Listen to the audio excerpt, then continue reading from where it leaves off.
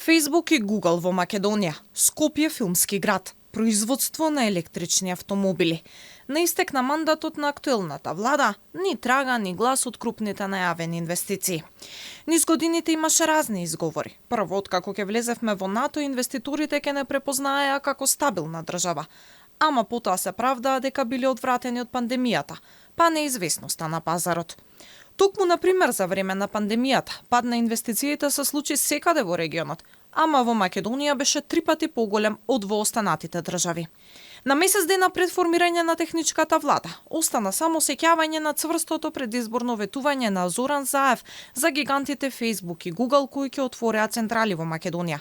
Можеби не го најдоа патот до тука поради лошата инфраструктура за која и критикуваат најголем дел од постоечките странски инвеститори во државава. Работам директно и кажувам на привлекување на Facebook и Google со централи во Македонија, заради тоа што ги отаночуваат со 23-19% во Швајцарија и во Даблин, да дојдат овде. Малта им нуди 4,3%, им понудив 3%. Ама доаѓаат со 30 милиарди евра добивка.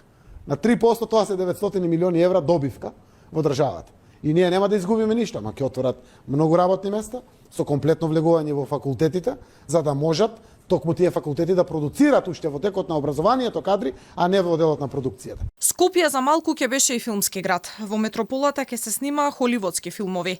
Ама на крајот финишот за овој проект не беше среќен како на романтична комедија. Имено, примарниот проект Скопје Технолоџи парк во својот бизнес план предвидуваше 34% од просторот да е изграден со деловни објекти, 29% со хотели, а 27% со стамбени згради.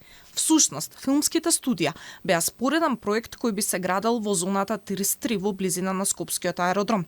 Ставот на нашата влада е дека не ни требале компании кои се фокусирани на комерцијален недвижен имот. Филмскиот град сега влегува во втора сезона. Разговорите биле обновени, но сепак се е на ниво на разговори. Додека со Холивуд се разговара, никој не знае што се случува во Тетово.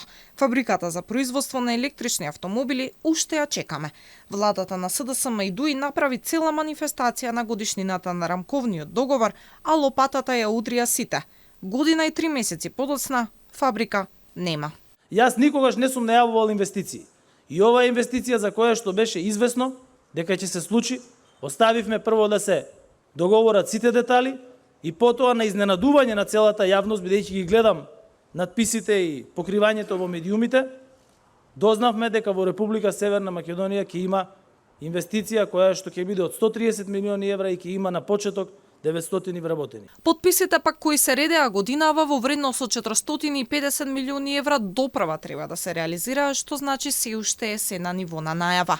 Од постоечките инвеститори тука пак, помалку од половина би инвестирале повторно по прв пат во Македонија.